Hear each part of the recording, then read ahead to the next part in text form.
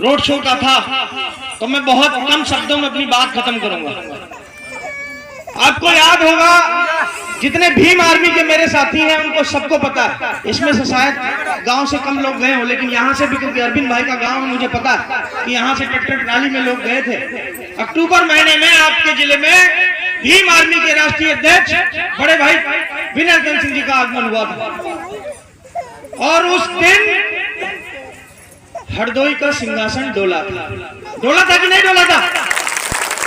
जवाब दो। डोला था। लेकिन लोगों को लगा कि शायद फिल्म खत्म हो गई, तो गलत फहमी में है आप।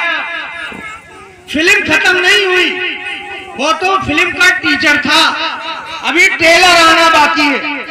और ट्रेलर अगर आप देखना चाहते हैं तो मैं आज इस मंच से कहता हूं अपने भीम आर्मी की टीम को कि अगले 2 महीने में तैयारी कर लीजिए, यहाँ के शासन प्रशासन को भीम आर्मी का ट्रेलर दिखाएंगे। क्या दिखाएंगे? ट्रेलर।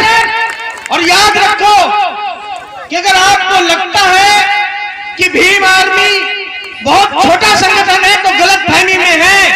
ये 2015 नहीं, 2025 चल रहा है, और अभी हम आए। और जिस दिन कभी ऐसा हुआ कि आपके जिले में वो दिल्ली में बैठी हुई शख्सियत बड़ी मूसधार अगर कहीं आपके जिले में आगमन हुआ तो लखनऊ छोड़ दो, दिल्ली तक का सिंहासन डोलेगा। मुझे आज बड़ा दुख हुआ, और मैं बहुत ही शांत प्रिय व्यक्ति हूं, क्योंकि पढ़ा लिखा व्यक्ति हूं। मैं कभी भी ऐसी चीज कोई नहीं करता जो संविधान के खिलाफ है। मेरा रिकॉर्ड उठा के देखोगे, मुझे 3 साल प्रदेश अध्यक्ष बने हुए हो गए।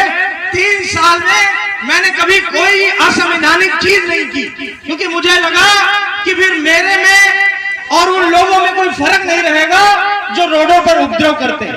लेकिन आज मैं हरदोई से निराश हूं, और निराश मैं किससे हूं? यहाँ के प्रशासन से।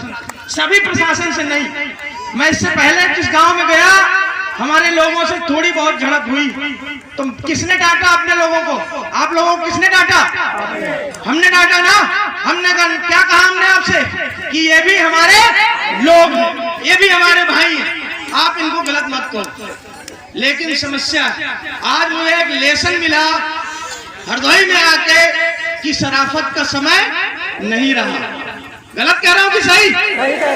क्योंकि लोगों को लगा कि नहीं, ये प्रदेश बहुत सीधा है, ज्यादा उपद्रव नहीं करने वाला, तो मेरी शराफत का फायदा उठाया गया और हमारे लड़कों को बेवजह बीच में लगभग आधा घंटा रोका गया। ये भी अभी भी शराफत है मेरी। मेरे साथी यहाँ खड़े हुए, मुझे मालूम हुआ कि शायद कोतवाल साहब भी आए। मैं अभी आपसे बातचीत करूंगा, लेकिन आप जरूर सुन लेंगे कि आप उस समय मौजूद नहीं थे। इसमें से जो साथी यहाँ खड़े हैं ये बड़े अच्छे आपके पुलिसकर्मी हैं, लेकिन जो यहाँ नहीं है और उस दौरान ड्यूटी पे थे वो बड़े बदतमीज थे। इस बात को आप नोट कर लीजिए, क्योंकि वो यहाँ इसलिए नहीं है क्योंकि उनको मालूम था कि माहौल खराब हो जाएगा, लेकिन उन्होंने बहुत माहौल खराब किया।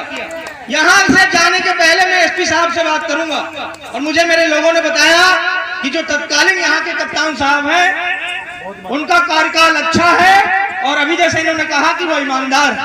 और मैं उनसे पूरी आशा करूंगा कि अगर ऐसे माहौल खराब करने वाले पुलिस वालों पर कार्रवाई नहीं होती है तो शायद आपकी भी छवि धूमिल कर देना। और कोतवाल साहब, आपसे भी कहूंगा कि आप उस समय मौजूद नहीं थे, लेकिन जब जाइएगा तो उनको जरूर बताइएगा कि जैसा कि अभी मैंने कहा कि ये 1925 नहीं, ये 2025 है। आप अगर उस गलत फहमी में जी रहे हैं कि आप, मैं गाड़ी से चल रहा हूं, मेरे ऊपर माला पड़े हुए हैं, मैं बुलेट पे बैठा हूं, आपके पेट में दर्द हो रहा है, तो गलत फहमी में ऐसा है। अब तो ये सब आपको सहना पड़ेगा। इसको नोट कर लो आप। सहना क्यों पड़ेगा?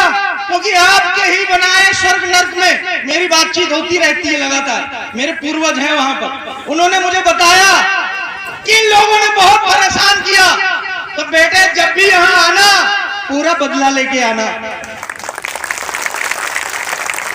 मेरी बात हुई।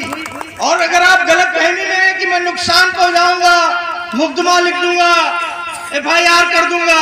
तो साहब ये बात और नोटिस कर लीजिए, मेरे बच्चे नहीं है और